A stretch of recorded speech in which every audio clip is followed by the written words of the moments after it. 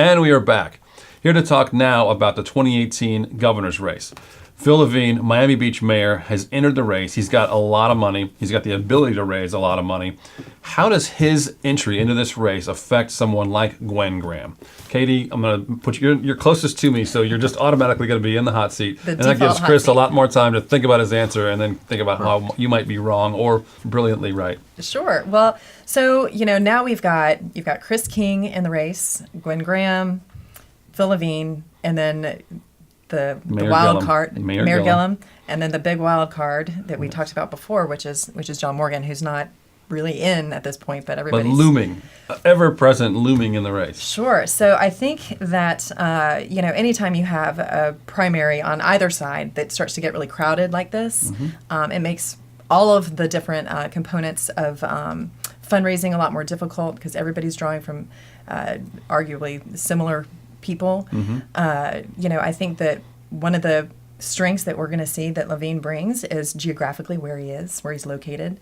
That can, he's got the ability to raise a lot of money, and he's popular at home. So that's going to be something that the other folks in the primary are going to have to contend with. And he's raised money, already has demonstrated an ability to raise money outside of Florida. He's got some tech money coming in, and I know he's got the ability to tap other places that maybe Gwen Graham can't quite reach. So I think he does bring an interesting dynamic financially to the race.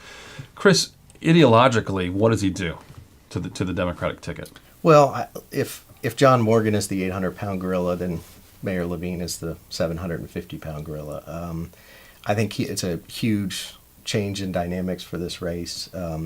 He is a liberal progressive Democrat. He is somebody that the base is going to rally around.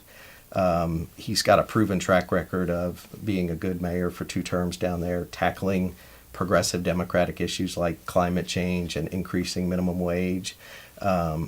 He's able to raise a lot of money. He, as you said, from around the country. Recently, he hosted the U.S. Mayors Association down there, so he's developing those contacts outside of Florida.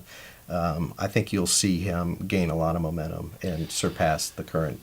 You say he's a 750-pound gorilla, but he's not the personality that John Morgan is. You're just saying he can bring policy issues. He can bring a lot to that race, and he can certainly bring the fundraising to it. Right. But he's not the dynamic personality that Morgan is, or am I mistaken? I don't know that much about him, honestly.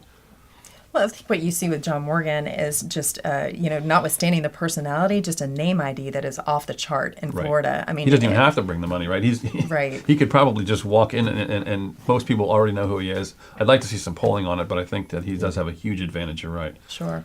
Yeah, I mean, Morgan's personality is someone you want to go have a beer with after work and talk to, because it would be fun and entertaining. I think Mayor Levine's personality is progressive Democratic policy. I mean, I think the guy has really staked out those issues on the Democratic side, and I think for the base, they're going to be attracted to someone that has that substantive policy. Does he fulfill the role that Morgan would want to if he were to get in the race? Does Levine represent sort of the policies, especially on marijuana and other things where Morgan's passionate? Does he fulfill that for John Morgan and perhaps act as a deterrent for Morgan getting in the race? One of Morgan's, biggest issues is marijuana. I mean, I think, Levine has a track record of wanting to decriminalize marijuana. So I would say if that's a motivating factor for Morgan, then... Oh, it is. I mean, it's got to be. You've got it. You've got it with Mayor Levine. Yeah. I think Chris made a point a little while ago that I just wanted to follow up on, and that is, remember, we're talking about a primary. And so with Levine having the sort of the very left of the left cornered on this, that's probably going to bode pretty well for him in a primary where those types of supporters are more likely to vote. Right, they're going to come out. They're going to come out. So I think that Chris's point is a good one where, when you think about how this might play out among all of the different candidates, he's sitting pretty. And he's going to force Gwen Graham to tack leftward. Even if she were to prevail, she's going to have a harder time in a general election just because he was in there, even if she's successful beating him in the primary. Right. Appreciate both of you being on the show today. We're out of time for the panel. We'll be right back after this.